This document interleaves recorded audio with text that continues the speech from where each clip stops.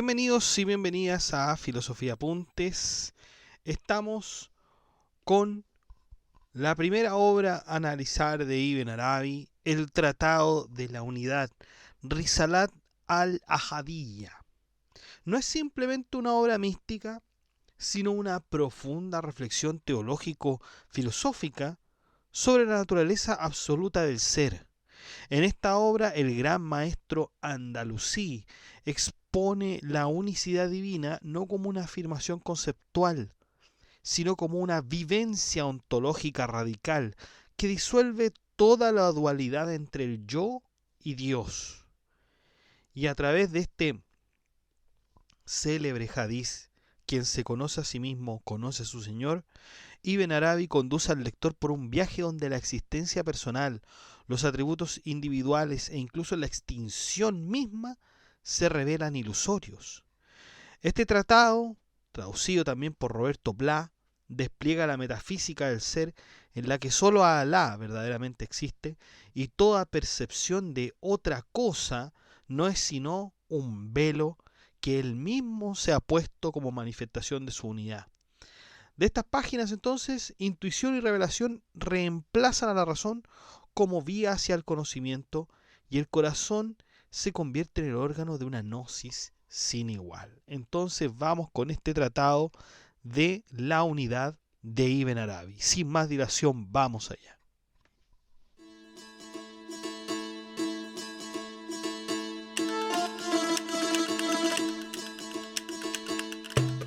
Bueno, Ibn Arabi entonces articula una meditación metafísica aquí en este tratado de la unidad. De hecho, empieza, ¿no es cierto?, diciendo: en el nombre de Alá, el clemente, el misericordioso, nosotros imploramos su ayuda. Gloria a Alá, ante cuya unidad no hay nada anterior.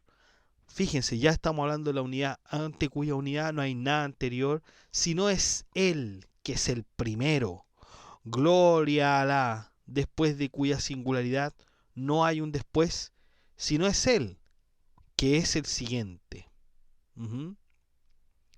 Nos dice que no hay ni después, ni espacio, ni tiempo, ni cualidad, ni cantidad que pueda aplicársele sin caer en error. Alá es sin necesidad de ser uno ni de ser singular, porque esas categorías mismas ya implican una relación, una comparación, conceptualización, y todo eso queda excluido cuando hablamos de lo absoluto, así que no podríamos aplicar ninguno de esos epítetos si ustedes quieren. Arabi niega que Alá sea una entidad compuesta de nombre y esencia, afirmando que no, Él es simultáneamente el nombre y lo nombrado, anulando toda distinción que pueda existir entre sujeto y predicado. Es absoluta unidad, una no dualidad, que se refuerza al señalar obviamente que Alá es el primero, sin anterioridad, el último sin posterioridad, el evidente sin estar fuera y el oculto sin estar dentro. Se niega, por tanto, la legitimidad de todo pensamiento que, incluso desde la teología, intente establecer una relación de contigüidad, interioridad, trascendencia o inmanencia, porque todo ello presupone una alteridad que en realidad no existe. Esto nos puede recordar mucho, muchachos, a otro filósofo también musulmán, que era Al-Razi, que se tomaba muy en serio, toda esta cuestión de la unidad. De la unidad. O sea, aquí tenemos que hablar de cosas. Si vamos a hablar de unidad, no podemos agregar nada a esa unidad, no podemos quizás ni siquiera caracterizarla, porque cada punto de distinción va a hacer que sea plural. Por eso es que Al-Razi también criticaba mucho, y Al-Kindi también, Al-Kindi, eh, criticaba mucho la Trinidad, por ejemplo, porque se decía: no, es que Dios es uno y trino. No, o Dios es uno o es vario, o es múltiple. Y aquí tendríamos que pensar: no, entre la unidad y la multiplicidad, Dios es unidad, es completa unidad. Entonces, desde esta perspectiva, el conocimiento de Alá no puede darse por medio de facultades humanas habituales, ni la razón, ni los sentidos, ni siquiera la imaginación o el pensamiento especulativo. La única vía de conocimiento posible es la que Él tiene de sí mismo. Alá, como ser, por cierto, unidad, absoluta unidad, se conoce a sí mismo. No necesita a nadie para conocerse. Y su velo es su propia existencia. Es decir, no hay nada que le oculte salvo él mismo. Su unicidad no puede ser penetrada por lo creado, porque no hay otra cosa que lo creado sino su propia manifestación velada. Y cuando Arabia afirma que ni los profetas, porque esto es lo que dice, ni los ángeles pueden conocerle, está estableciendo un punto de vista radicalmente místico. La realidad profética no es sino la manifestación de Alá a sí mismo, sin intermediación real. Por eso afirma que el profeta, el mensaje, la palabra y el receptor no son sino Alá mismo, negando toda mediación real o exterior. Este es un punto central en la metafísica de Ibn Arabi. La revelación es un acto de autorreconocimiento divino. Fíjense lo que nos está diciendo Ibn Arabi. Esto es realmente revelador. Es algo nuevo que no hemos visto quizá en ningún filósofo anterior. Al menos que hayamos visto aquí en el blog o en el canal. Porque Dios eh, se manifiesta a sí mismo en el corazón del profeta. Imaginemos por un momento que Dios es un espejo infinito, no tiene forma, color, ni límite, ni ninguna característica que sea semejante. Para contemplarse, este espejo se proyecta a sí mismo en miles de espejos más pequeños, y cada uno de ellos, imaginémoslo como una criatura, un profeta, un ángel, una montaña, una palabra revelada. Bueno, imaginemos que uno de esos espejos es el profeta Mohammed. Cuando el Corán le es revelado, no es no es un rey que le habla desde afuera al profeta, ¿ya? Y ahí está la metáfora del rey, ¿no es cierto? No es un rey que le envía un mensaje a su siervo. Lo que ocurre aquí, según Arabi, es que Dios se contempla a sí mismo en el corazón del profeta. Así, lo que Mohammed oye no es una voz externa que le habla como el rey a su siervo, sino la palabra divina resonando en su propio ser. La voz, el mensaje, el oído y el oyente son todas manifestaciones del mismo ser. Entonces, si el profeta dice, he recibido una revelación, desde la mirada de Arabia, eso significa, Dios ha visto un aspecto de sí mismo en mí. ¿Ya? Y esto es lo que habíamos dicho anteriormente con respecto a Ibn Arabi. El que se conoce a sí mismo, conoce a su Señor. ¿Mm? Estamos en esa sintonía. A partir de aquí, Arabi introduce una crítica a la doctrina mística del faná, que es la extinción del yo, declarando que hablar de extinción implica que eh, algo existe que puede extinguirse, ¿no? Lo cual es inadmisible en la lógica de la unidad absoluta. Si algo puede dejar de existir es porque se le ha atribuido existencia, lo cual es idolatría, shirk, en su forma más sutil. Para Ibn Arabi, todo lo que no es Alá no existe. Por tanto, no puede ni aparecer ni desaparecer, ni dejar de ser.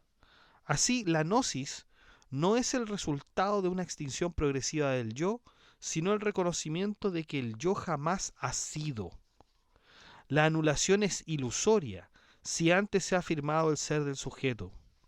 El conocimiento de Alá solo puede darse cuando se reconoce esta radical nada del sí mismo, muchachos. Todo esto sumamente desde la perspectiva mística.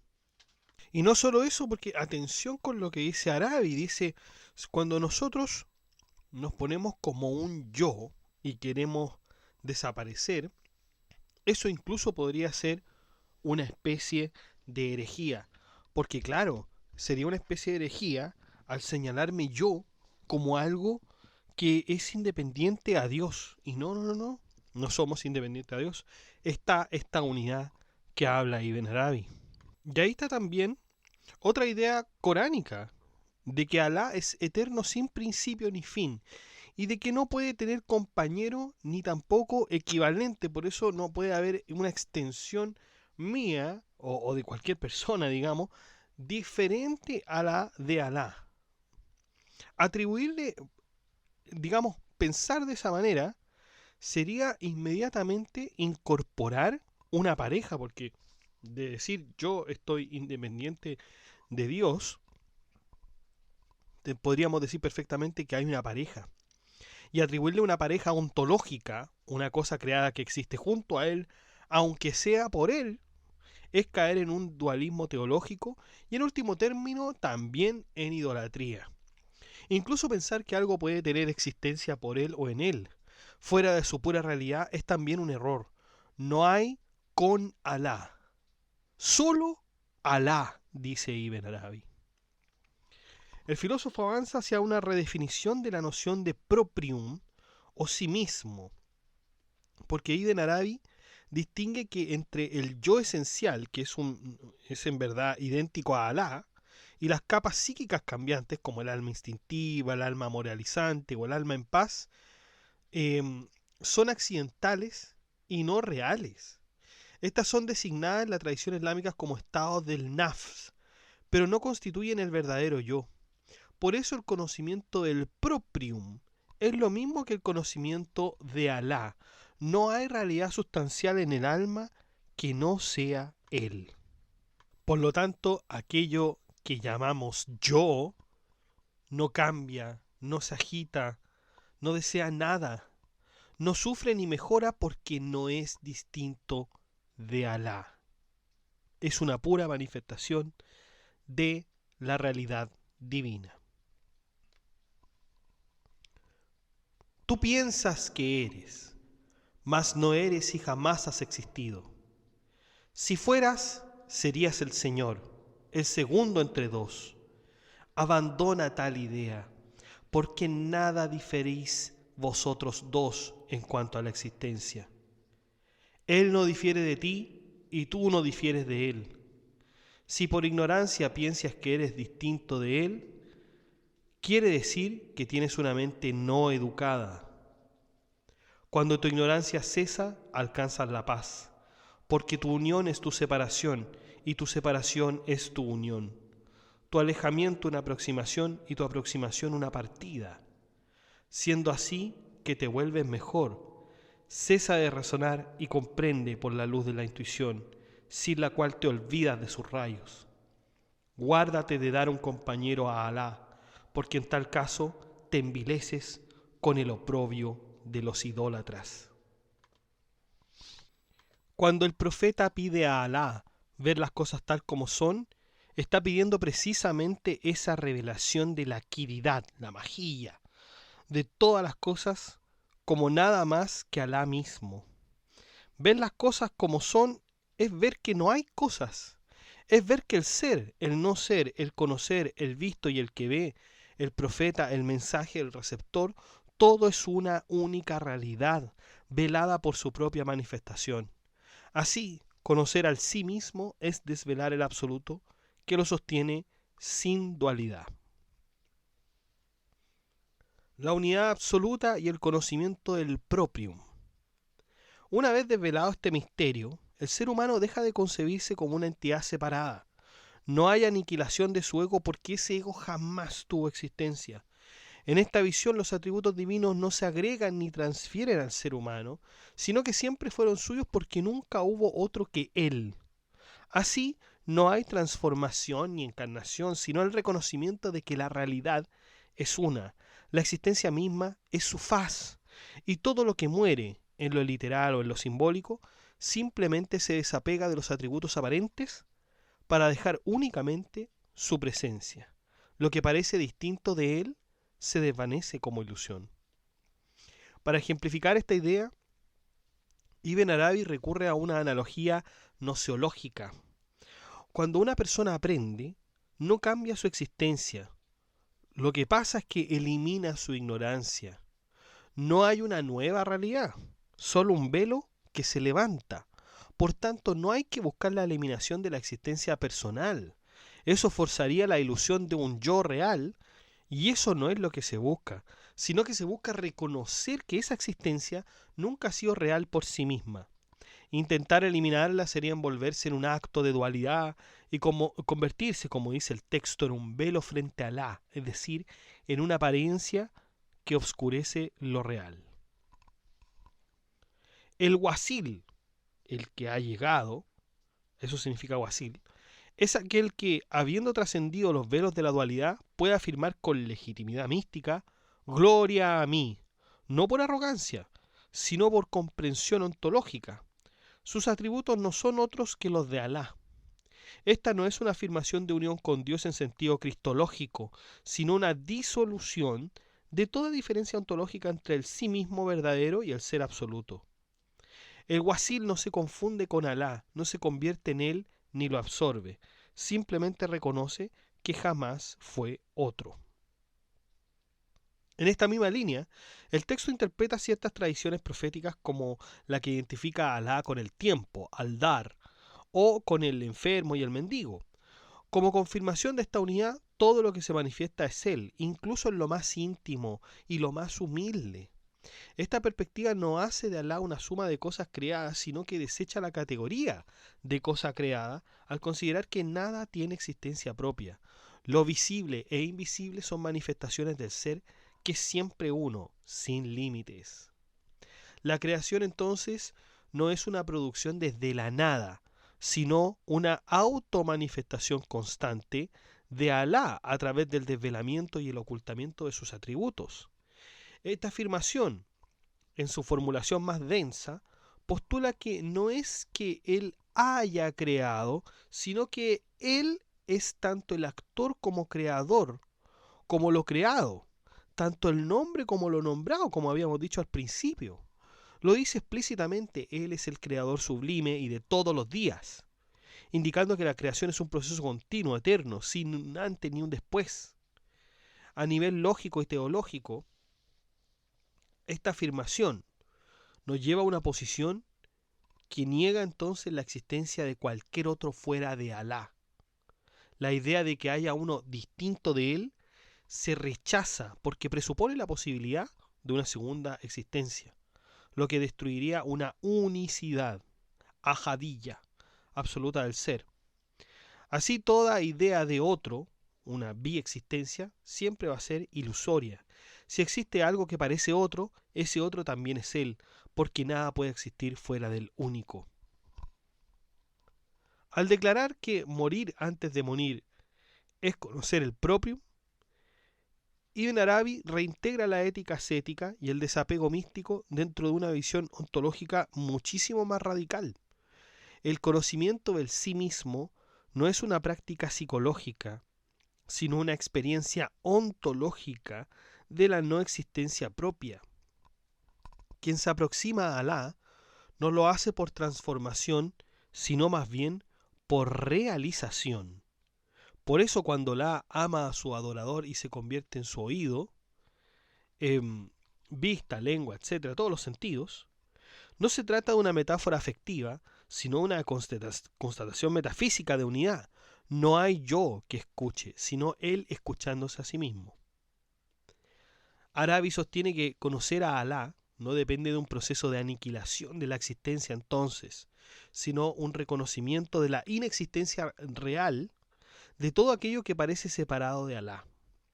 La existencia del ser humano no es suya, ni proviene de él, sino que su existencia y cualquier percepción de dualidad se transforma en realidad en una ignorancia espiritual. De ahí que el profeta no diga, quien se extingue conoce a su Señor, sino que quien se conoce a sí mismo, conoce a su Señor. Pues esa autognosis revela que no hay otro que Él. La distinción entre unión y separación también se disuelve. No hay tal cosa como acercarse o alejarse de Alá, ya que no hay dos entidades entre las cuales pueda haber relación. Hablar de unión implica pluralidad. Sin embargo, Alá es único y sin igual. Las aparentes separaciones o fusiones con ilusiones producidas por la mente que no pueden aplicarse a la realidad última, esas todas están eh, eh, desechadas y son además ilusorias, muchachos. ¿Mm? Por ello, Ibn Arabi propone esta comprensión sin pensamiento discursivo, una aprehensión directa e intuitiva de que el sí mismo es Él, es decir, Alá, no por una mezcla, no por transformación, sino porque jamás hubo otro que Él. La alegoría entre Mahmud y Mohammed ilustra esta idea. No hay una transformación o fusión de identidades, sino un reconocimiento de lo que siempre fue. Así, quien se percibe a sí mismo como otro, como algo distinto a Alá, simplemente no se ha reconocido.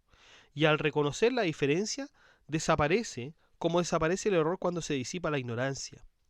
La conciencia que surge no es producto del razonamiento, sino de la luz de la intuición, que revela lo que ha sido siempre, que el que conoce y lo conocido son uno solo.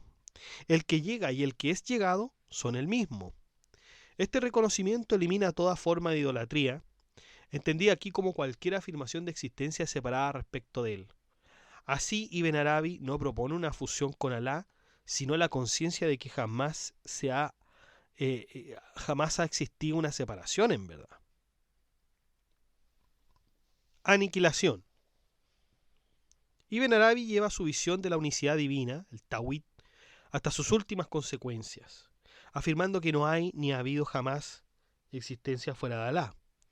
La aniquilación, dice, presupone una existencia previa que pueda ser extinguida, lo cual es absurdo desde su perspectiva. No puede dejar de existir lo que nunca ha existido por sí mismo. Así, todo lo que se percibe como distinto de Alá no es sino una ilusión, fruto de la ignorancia del propio o sí mismo, que no es otra cosa que la propia existencia de Alá manifestándose. El gnóstico verdadero, al conocer su proprium, alcanza una forma de saber que no es otra que la que Alá tiene de sí mismo. Y este conocimiento no depende de la razón, ni de los sentidos, ni de categorías mentales humanas, sino de una visión directa, una iluminación interior, una intuición ontológica. Quien alcanza ese grado de perfección ya no ve separación alguna. El que ve y lo que es visto, el que crea y lo que es creado, son una misma cosa, son una misma realidad. Arabi entonces anticipa objeciones comunes porque bien podría objetarse, ¿cómo puede decirse que una inmundicia es Alá, por ejemplo? La respuesta no niega la trascendencia divina, sino que señala que sólo aquellos cuya percepción ha sido purificada, es decir, los videntes, pueden entender que en el nivel más profundo todo lo que es, lo es por y en Alá, aunque no todo sea Él en su pureza. Del mismo modo, el verso coránico que dice las miradas no pueden alcanzarse, no se opone a esta doctrina, porque la mirada que alcanza no es otra que la suya. Ningún ser creado ve a Alá, es Alá quien se ve a sí mismo. Por lo tanto, muchachos, Alá no es que sea la suciedad o lo impuro, ¿ah? Sino que lo que dice Arabi es que nada puede existir sin Alá. Toda esta realidad divina se sostiene incluso en lo más bajo sin mancharse jamás. ¿Mm? Eso es lo importante. Mi naturaleza íntima es la suya, realmente sin falta ni defecto. Entre nosotros dos no hay tiempo, y en mi alma el mundo oculto se manifiesta. Después de haber conocido mi alma sin mezclar ni desorden, he llegado a la unión con el objeto de mi amor, sin largas ni cortas distancias. He recibido las gracias sin que nadie a mí descienda, sin reproches ni motivos. No he destruido mi alma por su causa, ni tengo duración temporal que pueda destruirme. Este es el poema, muchachos, que cierra este tratado de la unidad. ¿Mm? Arabi entonces afirma no tener ya distinciones ni límites, ni necesidad de mediaciones. Ha comprendido que no hay nada más que Alá, que el mundo no es otra cosa que la manifestación de su ser y que todo lo que cree verse como distinto está atrapado en una ilusión de separación, Pero esta comprensión no es para todos. Ibn Arabi aclara que sus palabras son solo para quienes sinceramente buscan con intención pura ese conocimiento, esa gnosis, no para los que permanecen ciegos por ignorancia voluntaria. En suma, conocer el proprium es en verdad conocer a Alá, y ese conocimiento es la disolución total de la dualidad. Así entonces, muchachos, terminamos el tratado de la unidad. Si hay una cosa que a mí me interesa muchísimo de los musulmanes y de los filósofos del Islam, como Ibn Arabi o Al-Kindi, es justamente esto, muchachos, esta certeza, esta pero absoluta unión. O sea, el concepto de la unidad, en mi opinión, lo tienen muy desarrollado, porque nosotros cuando hablamos, por ejemplo, de los cristianos, siempre en el cristianismo se habla de unidad, por supuesto que sí también, pero esa unidad que siempre tiene algo que al final uno queda con la impresión de que unidad absoluta no es, como que hay una especie de composición, ¿ah? En términos quizá usted podría definir como platónicos, ¿no? O sea, está lo simple y lo compuesto. Entonces siempre cuando uno lee a los cristianos, digamos, Santo Tomás de Aquino, San Agustín, etcétera, uno se queda con la impresión de que cuando hablan de unidad no hablan exactamente o puramente de unidad como lo hablan Al-Kindi, Ibn Arabi y quizás también Al-Razi. Me parece que estos filósofos sí comprenden la unidad en su totalidad, o sea, sin ningún rasgo de composición. Cuando leo a Ibn Arabi me queda esa impresión, me queda un círculo perfecto, algo que ya no tiene más, no tenemos nada más que decir. ¿Ah? Y eso yo lo aprecio mucho porque aquí tenemos una especie de concreción con respecto a los conceptos. Por lo tanto, unidad absoluta. Y la frase con la que nos tenemos que quedar en este tratado de Ibn Arabi es aquella que nos recuerda el hadiz del profeta, ¿no? Quien se conoce a sí mismo, conoce a su Señor. Los dejo invitados entonces al grupo de WhatsApp para que se enteren de las últimas novedades y del grupo de la comunidad de WhatsApp para que hablemos este y otros temas.